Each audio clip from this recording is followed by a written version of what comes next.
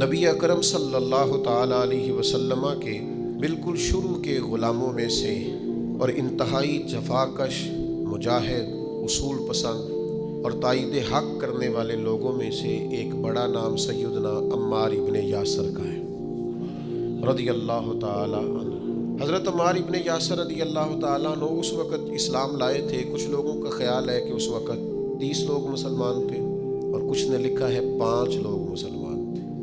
السابقون الاولون میں سے ایک جلیل القدر شخص، اسلام کی خاطر جن لوگوں نے سب سے زیادہ قربانیاں دیں ان میں سیدنا عمار ابن یاسر کا خاندان۔ اسلام کی سب سے پہلی شہیدہ سیدہ سمیہ رضی اللہ تعالی عنہا، حضرت سمیہ جناب عمار ابن یاسر کی والدہ ہیں، اور دوسرے نمبر پر ان کے والد شہید ہوئے، پھر ان کے بھائی شہید ہوئے، کیونکہ یہ بیچارے غریب تھے۔ کفار بڑی تکلیفیں دیتے تھے، پانی میں دیر تک غوطے دیتے رہتے، آگ کے انگاروں پر ان کو لٹا دیتے، سینے پر وزنی پتھر رکھ دیتے، دیر تک تکلیفیں دیتے رہتے، اور پھر انجام کار یہ ہوا کہ ابو جہل نے پورے خاندان کو پکڑ لیا، آگ ہی لگا دی ایک دفعہ تو ان کے گھر کو، اور جب آگ لگائی تو نبی کریم تشریف لے گئے اور فرمایا صبر کرو صبر کرو صبر کرو، میں تمہیں جنت کی بشارت دیتا ہوں۔ اور میرے کریم محبوب علیہ السلام نے ارشاد فرمایا کہ اے آگ، آل یاسر پر اسی طرح ٹھنڈی ہو جا جس طرح تو حضرت ابراہیم علیہ السلام پر ٹھنڈی ہو۔ میں کیسے عرض کروں، اتنی بڑی ہستیاں ہم نے چھپا لی، لوگوں سے ذکر ہی نہیں ہوتا، لوگ مطالعہ ہی نہیں کرتے، غور ہی نہیں کرتے۔ اتنا بڑا آدمی، اب میں اگلی بات کروں گا تو آپ حیران ہو جائیں گے، ساری دنیا کو جنت میں جانے کا شوق ہے نا، تو نبی کریم فرماتے ہیں جنت کو بھی شوق ہے کہ 4 بندے کبھی آ جائیں نا۔ حضور کون سے؟ فرمایا ایک علی ابن ابی طالب، ایک سیدنا مقداد، ایک حضرت سلمان فارسی، اور چوتھے سیدنا عمار ابن یاسر۔ جنت کو شوق ہے کہ کبھی آ جائے نا۔ تر دامنی پہ شیخ ہماری نہ جائیے، ہم دامن نہ چھوڑ دیں تو فرشتے وضو کریں۔ اتنے بڑے لوگ کہ جنت کا شوق ہے، جنت کا، جنت کہتی ہے مالک ان کو بھیجنا۔ کیسے لوگ ہوں گے؟ حضرت خالد ابن ولید فرماتے ہیں کسی وجہ سے نا میری ناراضگی ہو گئی، حضرت عمار ابن یاسر کے ساتھ تلخ کلامی ہو گئی تو میں نے ڈانٹ دیا۔ حضرت عمار ابن یاسر نے کریم محبوب علیہ السلام کے حضور میری شکایت کر دی۔ فرماتے میں حاضر بارگاہ ہوا، محبوب نے گردن مبارک جھکا رکھی تھی، جیسے ہی مجھے باریابی ہوئی سلام عرض کیا تو محبوب نے نگاہ اٹھائی، پوچھا نہیں۔ اس پوری روایت میں یہ نہیں ملے گا کہ حضور نے پوچھا ہو کہ بات کیا ہوئی تھی۔ نبی پاک نے فرمایا خالد ایک بات یاد رکھنا، جس نے میرے عمار سے بغض رکھا نا اسے اللہ کی دشمنی مول لینی پڑے گی۔ اللہ کی دشمنی، اتنا بڑا آدمی کہ ان کی ناراضگی رب کی ناراضگی بن گئی۔ لیکن ملنگوں تلنگوں باباؤں کے عرس منانے والی قوم، کوئی دن ایسا بھی تو آئے نا کہ ہمارے گھر میں سیدنا عمار ابن یاسر کے لیے کچھ دعا کا اہتمام ہو، کچھ ان کے لیے کسی چیز کا بندوبست ہو۔ کوئی ایسا دن بھی تو آئے نا سیدنا سلمان فارسی کی یاد منائی جائے، حضرت عبداللہ ابن عمر کا ذکر کیا جائے، حضرت عبداللہ ابن عباس کا ذکر کیا جائے۔ گلی گلی میں عرس کا مخالف نہیں ہوں، لیکن یہ کہ ان کا بھی منا رہے ہو جن کا نہیں منانا چاہیے۔ ہر نکر میں دربار اور ہر گلی میں مزار اور ہر ایک کا عرس۔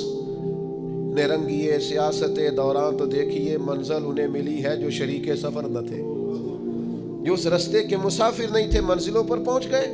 اور اتنا بڑا شخص جس کے بارے میں میرے کریم رسول فرمائیں کہ اگر یہ ناراض ہو جائے تو رب بھی ناراض ہو جاتا ہے۔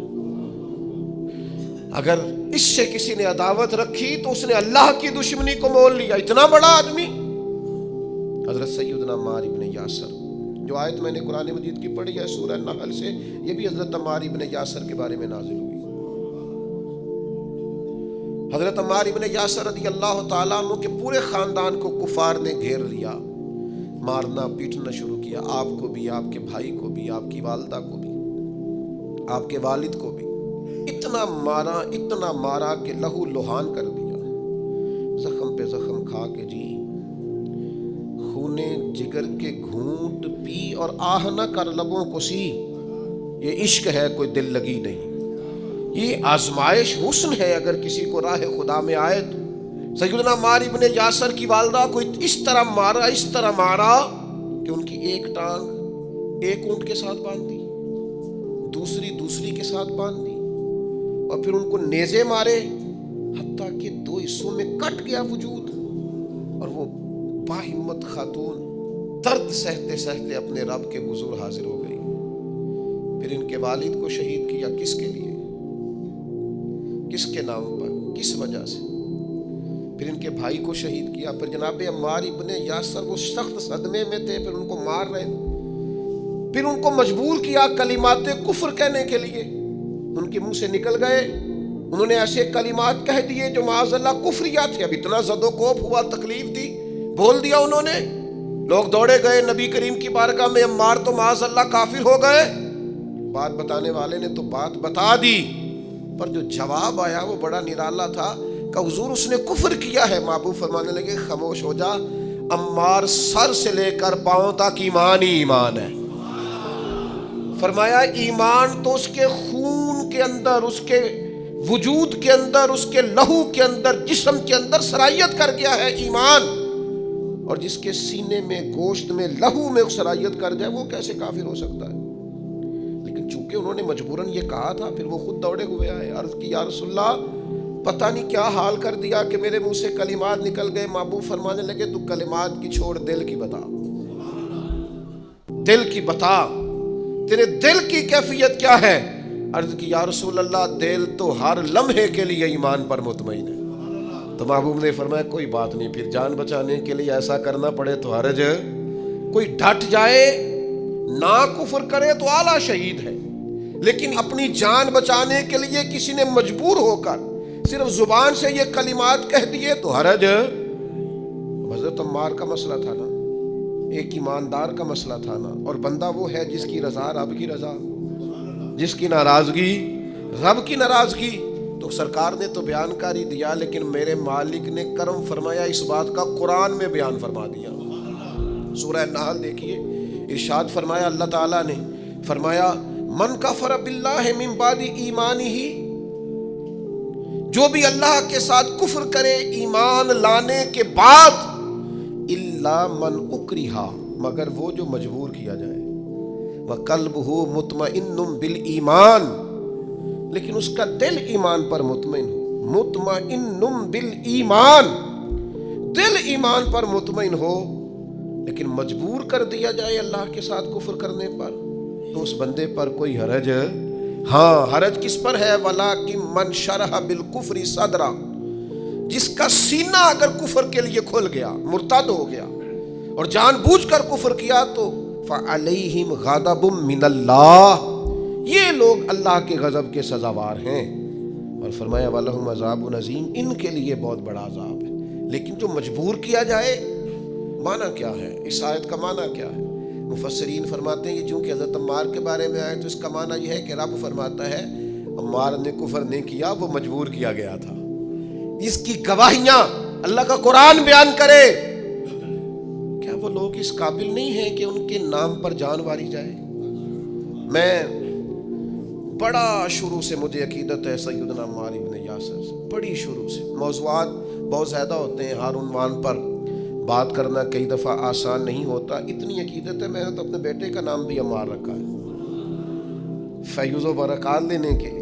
اتنے بڑے لوگ، ان کے فضائل، ان کے کمالات، ان کی خوبصورتیاں، یہ المعجم الاوسط کے اندر حدیث ہے۔ ذرا یہ انداز دیکھیے، بندہ سادہ ہے، کافر مارتے ہیں، تکلیفیں دیتے ہیں، پھٹے پرانے کپڑے ہیں، بظاہر لباس بڑا سادہ ہے، تو ذرا کریم کے لفظ تو دیکھنا، یہ ذرا عطا کرنے کا رنگ تو دیکھنا، یہ حضور کے دینے کا، نوازنے کا، رحمت کرنے کا انداز تو دیکھنا۔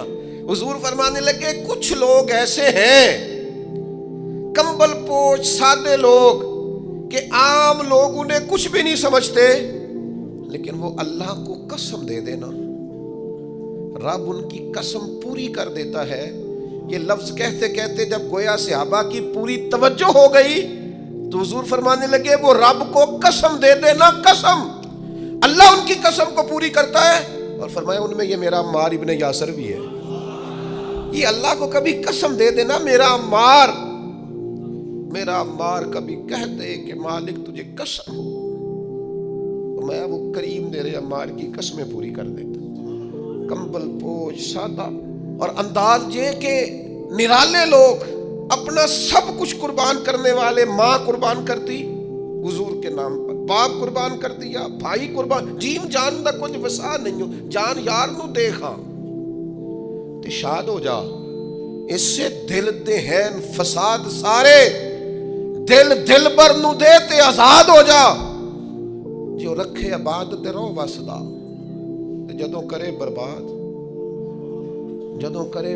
ہو دو برباد ہو جا. مارو مینو مار مکاؤ، کوئی عذر نہ پیش لے آواں.